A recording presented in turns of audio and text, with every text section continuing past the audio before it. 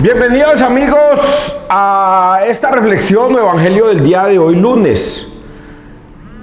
Gracias por estar ahí con nosotros y acompañarnos todos los días. La reflexión que yo hago es del misal de la Iglesia Católica. ¿Qué es el misal? Es las lecturas de cada día que se dan en el mundo entero. Las mismas lecturas que se dan aquí son las mismas que se dan en China, en Roma, en Chile, en Canadá, en todos los países donde haya una iglesia católica es donde se da. ¿Cuál es la riqueza de esa iglesia? Que en Mateo 28, 19 el Señor manda a sus discípulos a proclamar: hagan que todos los pueblos del mundo entero sean mis discípulos, bautícenlos en el nombre del Padre, del Hijo y del Espíritu Santo, y enséñenles a obedecer, oiga bien esa palabra, a obedecer o guardar todo lo que yo les he enseñado, todo. Por lo tanto, la iglesia de Cristo se asegura con Cristo mismo que no se puede enseñar otra cosa diferente a la que Cristo mandó a enseñar. Por eso se dedicó 3 años a enseñarle a sus discípulos. Por eso los enseñó a obedecer. Por eso estuvo con ellos. Y a ellos les dio toda potestad para perdonar pecados aquí en la tierra. Porque quien los reciba a ellos recibe a Cristo, y quien recibe a Cristo recibe al Padre. Por lo tanto, nosotros no podemos tergiversar las escrituras, ni podemos leerla e interpretarla a nuestro propio amaño, porque eso no es palabra de Dios, sino palabra de condenación. Pedro lo dice: la palabra de Dios no es de libre interpretación, porque hay indoctos y faltos de fe que tuercen las escrituras para su propia condenación. La palabra de Dios no se puede interpretar a como usted le dé la gana. Por eso la Iglesia Católica es rica en eso. Otra cosa que es rica la Iglesia Católica, que está llena de pecadores. Eso es la riqueza más grande que tiene la Iglesia Católica. Y la gente dirá: oiga, ¿cómo oigan a este? ¿Cómo así? Esa es la riqueza de la Iglesia Católica, que está llena de pecadores. Y eso está reflejado en un pasaje bíblico donde le dicen: pero su Señor, ¿por qué come con publicanos y prostitutas? Y el Señor le responde: porque aquí es donde debo estar. Yo no he venido a curar a los sanos, sino a curar a los enfermos, a los pecadores. A ellos es que he venido. Y por eso Jesucristo se reunía con pecadores, prostitutas, publicanos y toda cosa. Y era lo que detestaban los protestantes de esa época, que eran los fariseos, saduceos, ancianos. Era lo que más detestaba. Y Jesucristo le encantaba andar era con los pecadores. Por eso la Iglesia Católica es rica en pecadores. Ahora bien, para que no vayan a tergiversar la palabra, los pecadores que existen en la Iglesia Católica son aquellos que son conscientes de que pecan, son conscientes de que le fallan a Cristo, son conscientes de que sus vidas son miserables, pero tienen una gran fortuna. Reconocen que en el sacerdote está ese ministerio que Dios le dio para el perdón de los pecados, la reconciliación. En ese sacerdote, que es un hombre común y corriente, Dios le dio poder para perdonar pecados. No en el nombre del sacerdote, sino en el nombre del Padre, del Hijo y del Espíritu Santo. Eso está escrito en Juan 20, 21, 23. Ahí está escrito cómo Jesús le da ese potestad a los sacerdotes, a los apóstoles de la época, para que fueran a perdonar pecados. Y a quienes les perdonéis, les quedan perdonados. Así es que la Iglesia Católica es perfecta. Y a Dios solo se le puede dar la gloria en su iglesia.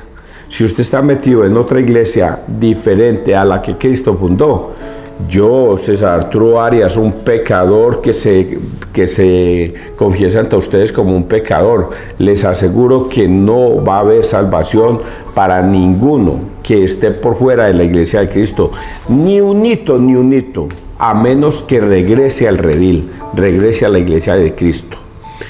Y si alguien quiere que yo le refute sobre esto o le diga, llámeme, mijo, y le muestro con capítulos y versículos todo lo que le estoy diciendo. Persinémonos, muchachos, porque hoy el evangelio es largo, pero es muy bonito. Una historia hermosa al principio que a ustedes les va a encantar. En el nombre del Padre, del Hijo y del Espíritu Santo. Amén. Primera lectura de Daniel 13. Bueno, es un resumen. Ahora tengo que morir siendo inocente. Mucha atención a los injustos y mucha atención a los que sufren injusticias, mucha atención a los que suplican a Dios justicia. En aquellos días vivía en Babilonia un hombre llamado Joaquín, casado con Susana, hija de Jercías, mujer muy bella y temerosa de Dios. Una mujer muy bella y temerosa de Dios.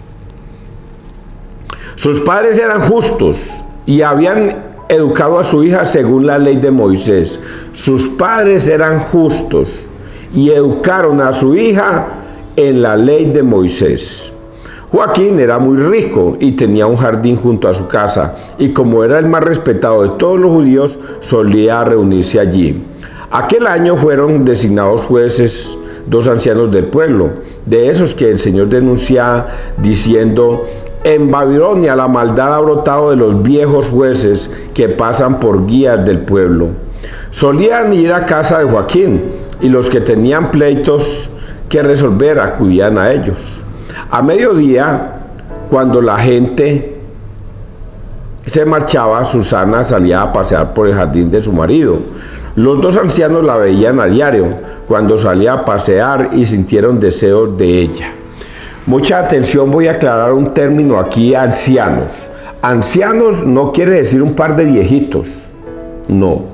Ancianos se le llamaban a los jóvenes o a cualquier persona o señor, no importa la edad, que eran educados para que sirvieran de juzgamiento en un pueblo. Eso eran los ancianos. El término era anciano, pero no tenía que ver con la condición de edad. Podía ser anciano, sí, pero también cabían jóvenes que podían tener la rectitud de Dios para juzgar, y esos eran llamados ancianos. A mediodía, cuando la gente se marchaba, Susana salía a pasear por el jardín de su marido. Los 2 ancianos la veían a diario cuando salían a pasear y sintieron deseos de ella. Pervirtieron sus pensamientos y desviaron los ojos para no mirar al cielo ni acordarse de sus justas leyes. Sucedió que mientras aguardaban ellos el día conveniente, salió ella como los 3 días anteriores solía con 2 criadas, y tuvo ganas de bañarse en el jardín porque hacía mucho calor. No había allí nadie, excepto los 2 ancianos escondidos acechándola. Susana dijo a las criadas: traedme el perfume y las cremas y cerrad la puerta del jardín mientras me baño. Apenas salieron las criadas, se levantaron los 2 ancianos corriendo hacia ella y le dijeron: las puertas del jardín están cerradas, nadie nos ve y nosotros sentimos deseos de ti. Así que consiente y acuéstate con nosotros. Si no, daremos testimonio contra ti diciendo que un joven estaba contigo y que por eso habías despachado a las criadas. Susana lanzó un gemido y dijo: no tengo salida. Si hago eso, mereceré la muerte. Si no lo hago, no escaparé de vuestras manos. Pero prefiero no hacerlo y caer en vuestras manos antes que pecar delante del Señor. Pero prefiero no hacerlo que caer en vuestras manos. Ahí le pusieron una I, pero es una E, una Q, que caer en vuestras manos antes que pecar delante del Señor. Susana se puso a gritar y los 2 ancianos por su parte se pusieron también a gritar contra ella. Uno de ellos fue corriendo y abrió la puerta del jardín. Al oír los gritos en el jardín, la servidumbre vino corriendo por la puerta lateral a ver qué le había pasado. Cuando los ancianos contaron su historia, los criados quedaron abochornados porque Susana nunca había dado de qué hablar. Al día siguiente, cuando la gente vino a casa de Joaquín, su marido, vinieron también los 2 ancianos con el propósito criminal de hacer morir a Susana. En presencia del pueblo ordenaron: Ir a buscar a Susana, hija de Gelcías, mujer de Joaquín. Fueron a buscarla y vino ella con sus padres, hijos y parientes. Toda su familia y cuantos la veían lloraban. Entonces los dos ancianos se levantaron en medio de la asamblea y pusieron las manos sobre la cabeza de Susana. Ella llorando levantó la vista al cielo porque su corazón confiaba en el Señor. Los ancianos declararon: mientras paseábamos nosotros solos por el jardín, salió esta con 2 criadas. Cerró la puerta del jardín y despidió a las criadas. Entonces se le acercó un joven que estaba escondido y se acostó con ella. Nosotros estábamos en un rincón del jardín y al ver aquella maldad corrimos hacia ellos. Los vimos abrazados, pero no pudimos sujetar al joven porque era más fuerte que nosotros y abriendo la puerta salió corriendo. En cambio a esta le echamos mano y le preguntamos quién era el joven, pero no quiso decírnoslo. Damos testimonio de ello. Como eran ancianos del pueblo y jueces, la asamblea les creyó y la condenó a muerte. Susana dijo gritando: Dios eterno, que ves lo escondido, que lo sabes todo, antes de que suceda, tú sabes que han dado falso testimonio contra mí y ahora tengo que morir siendo inocente de lo que su maldad ha inventado contra mí. Y el Señor escuchó su voz. Mientras la llevaban para ejecutarla, Dios suscitó al Espíritu Santo en un muchacho llamado Daniel, y este dio una gran voz. Yo soy inocente de la sangre de esta. Toda la gente se volvió a mirarlo y le preguntaron: ¿qué es lo que estás diciendo? Él, plantado en medio de ellos, les contestó: pero estáis locos, hijos de Israel, con que sin discutir la causa ni conocer la verdad condenáis a una hija de Israel.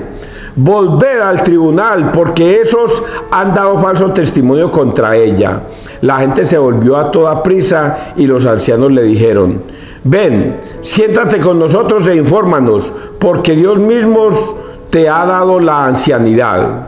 Daniel les dijo: separadlos lejos uno de otro, que los voy a interrogar.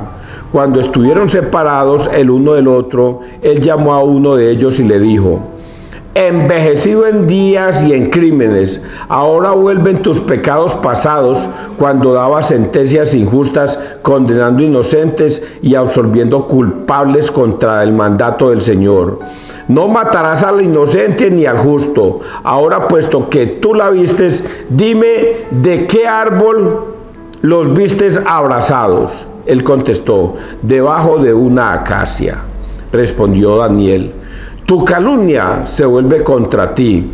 Un ángel de Dios ha recibido ya la sentencia divina y te va a partir en medio, por medio. Lo apartó, mandó traer al otro y le dijo: hijo de Canaán y no de Judá, la belleza te sedujo y la pasión pervirtió tu corazón. Lo mismo hacíais con las mujeres israelitas, y ellas por miedo se acostaban con vosotros. Pero una mujer judía no ha tolerado vuestra maldad. Ahora dime, ¿bajo qué árbol los sorprendisteis abrazados? Él contestó: debajo de una encina. Replicó Daniel: tu calumnia también se vuelve contra ti. El ángel de Dios aguarda con la espada para dividirte por medio, y así acabará con vosotros. Entonces toda la asamblea se puso a gritar, bendiciendo a Dios, que salvó a los que esperan en él. Se alzaron contra los dos ancianos a quienes Daniel había dejado convictos de falso testimonio por su propia confesión, e hicieron con ellos lo mismo que ellos habían tramado contra el prójimo. Les aplicaron la ley de Moisés y los ajusticiaron. Aquel día se salvó una vida inocente. Palabra de Dios, te alabamos a ti, Señor Jesús. Es tan importante, muchachos, declararnos pecadores ante Dios, para que Dios sea misericordioso con nosotros. Esta mujer, Susana, una mujer justa, temerosa de Dios, que fue lo que quise agregarles a ustedes, era una mujer temerosa de Dios. No le gustaba estar en contra de los designios de Dios, y por eso obedecía sus mandatos. y se le presenta una situación bastante difícil. Como era una mujer hermosa, pues claro, se fue para el jardín, era la esposa de Joaquín, y se fue para el jardín y allí sintió ganas de bañarse desnuda. Con sus criadas les dio una orden que se retiraran para que le fueran a traer perfumes y ellas se fueron. Y este par de ancianos sintieron ganas de poseerla y ya tenían por costumbre estos ancianos hacer lo mismo con las mujeres israelitas. Y entonces siempre tramaban lo mismo entre los dos: hagamos esto, las acechamos y nos acostamos con ellas, y si ellas se niegan, entonces las declaramos culpables para que las apedreen y las maten. Esa es la ley de Moisés. Pues eso tramaron este par de sinvergüenzas contra esta pobre mujer, Susana. Tramaron acostarse con ella, y si ella no accedía, entonces la iban a juzgar para que la mataran. Y ya esto era costumbre de este par de sinvergüenzas. Pues bien, eso hicieron. Ustedes ya escucharon la historia. Aparece un joven llamado Daniel, pero hay algo muy especial en este joven. Es un joven de la comarca, pero este joven se llena de Espíritu Santo. Y el Espíritu Santo onda en él para hablar e interceder por esa mujer. Y por eso dice a los que estaban allí reunidos: ¿cómo se les ocurre condenar a una mujer sin juzgarla? ¿Cómo se les ocurre? Vamos a hacer un juicio nuevamente e indaguemos más profundamente qué pasó. Y es allí donde retiran a uno de los ancianos, sepárenlos a los dos e interrogan a uno: ¿debajo de cuál árbol fue? Y él dice: debajo de una acacia. Como está este joven Daniel lleno de Espíritu Santo, habla en el nombre de Dios. Dijo: anciano miserable y perverso, acostumbras esto a hacer con muchos, pero hoy Dios te ha juzgado y te cortará por la mitad tu maldad. Y luego lo retiró y llamó al otro. ¿Y debajo de qué árbol estaba ella? En una encina. Y inmediatamente todo el mundo se dio cuenta de que estos malvados habían perpetrado un crimen contra una mujer inocente. Y es Dios quien libra a esta mujer. Daniel, lleno de Espíritu Santo, logra salvar a esta mujer de la muerte. Esa es la historia. Eso es lo que hoy nos cuentan. Pero mucha atención con esto, muchachos. Les dije al principio que todos nosotros somos pecadores, todos. No hay uno solo que se salve. No hay uno solo que diga que no peca. Solamente los únicos que no pecan en este mundo, y lo voy a decir riéndome, son los protestantes. Son los únicos tontos que dicen que no pecan, cuando en la Biblia está escrito que hasta el más santo de los santos peca 7 veces diarias. Y entonces cuando un protestante se declara no pecador, es un tonto. Es un tonto que ya sabe de por sí que lo único que hace es esconder sus pecados. Y aquí es donde está la misericordia de Dios, que si nosotros nos arrepentimos de nuestros pecados, Dios, que es justo y misericordioso, nos libra de esos pecados. A esta mujer la ha salvado de la muerte, porque ella se sostuvo con Dios. Dijo: prefiero morir antes de acostarme con ustedes que de desobedecer a Dios. Prefiero morir. Y Dios hace justicia dejándonos una gran lección. Avancemos. Ustedes entendieron esta primera parte hermosa, porque esto va complementado con el Evangelio de hoy. Salmo 22. Aunque camine por cañadas oscuras, nada temo, porque tú vas conmigo.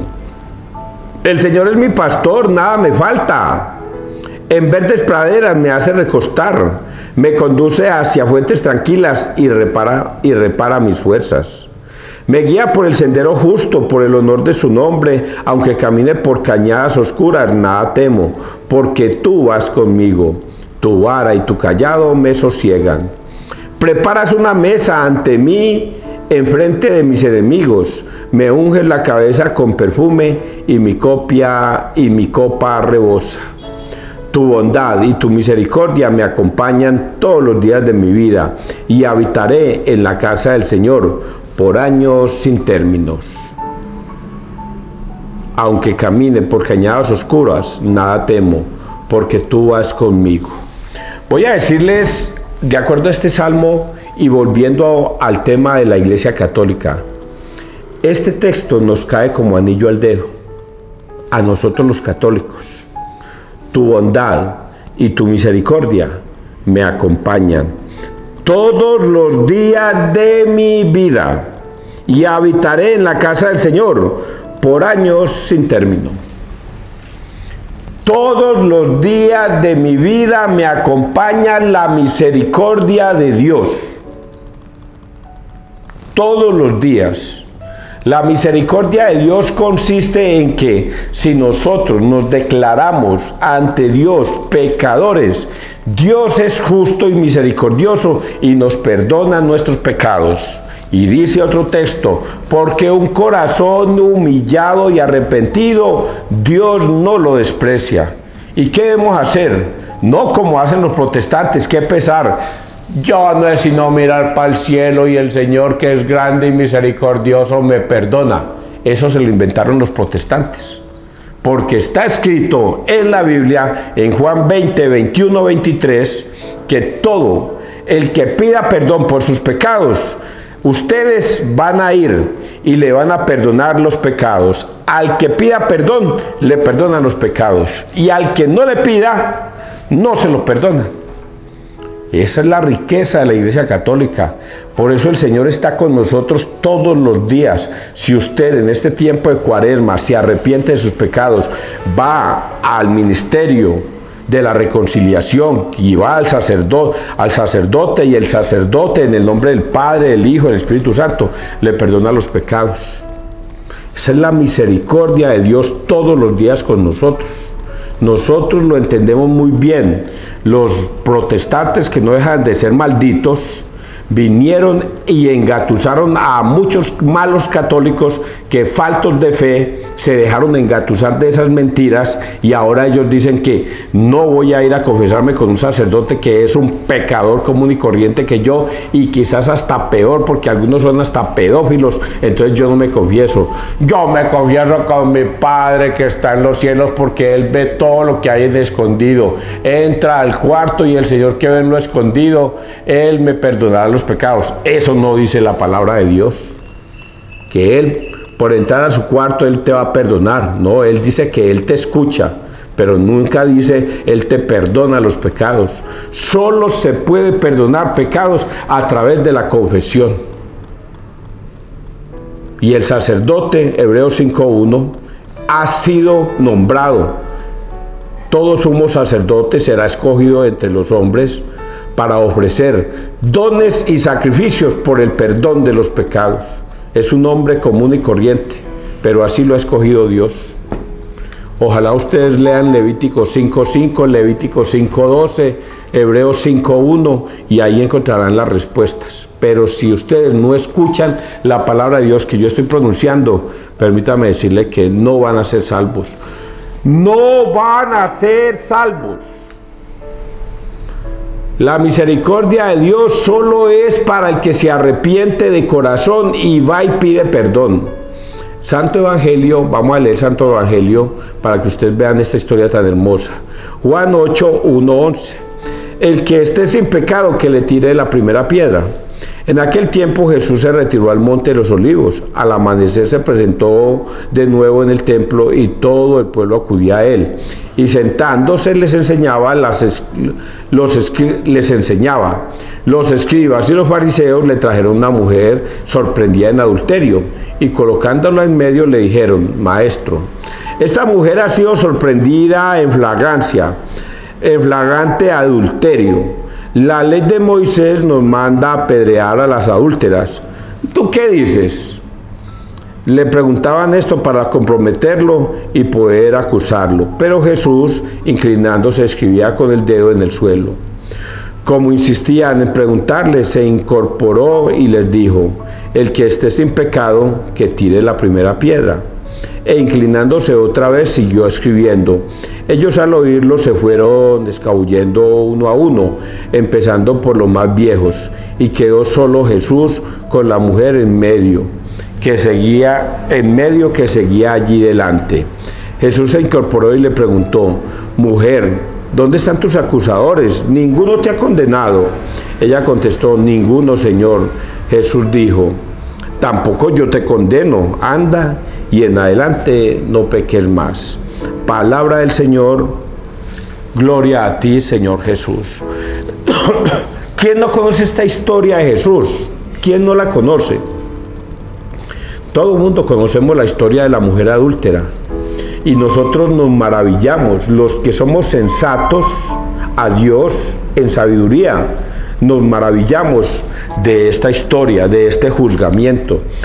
Esta historia voy a referirla a otra también que le sucedía a Dios, a Jesús, y es que estos mismos hombres fariseos ponen en tentación a Dios simplemente para ponerlo a prueba y así acusarlo.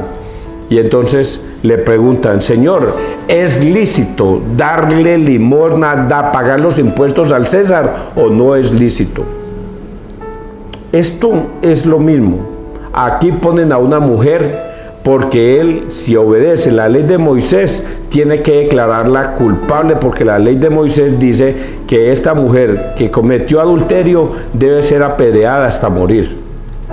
Es la ley de Moisés y se cumplía junto con el sábado y todo. Cuando le dicen le dicen a Jesús de si es lícito pagarle impuestos al César, es la misma situación. Si él dice que no es lícito, entonces se lo van a entregar a los romanos para que lo juzguen porque no paga los impuestos. Y si dice que sí, está en contra del pueblo judío. Es una situación muy difícil.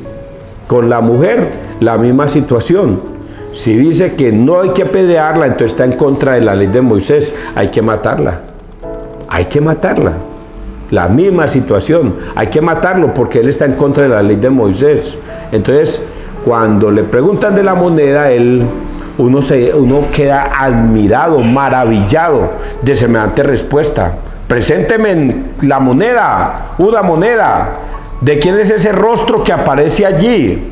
Pues del César. Ah, bueno, entonces denle al César lo que es del César y a Dios lo que es de Dios.